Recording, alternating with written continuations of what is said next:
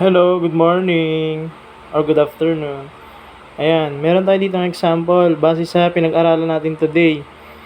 Ano ang place value and value ni number 5 sa number na yan? Pagbabasahin natin yung number na yan, 251,843. Ang tanong, ano ang place value and value ni number 5? 15 seconds lang.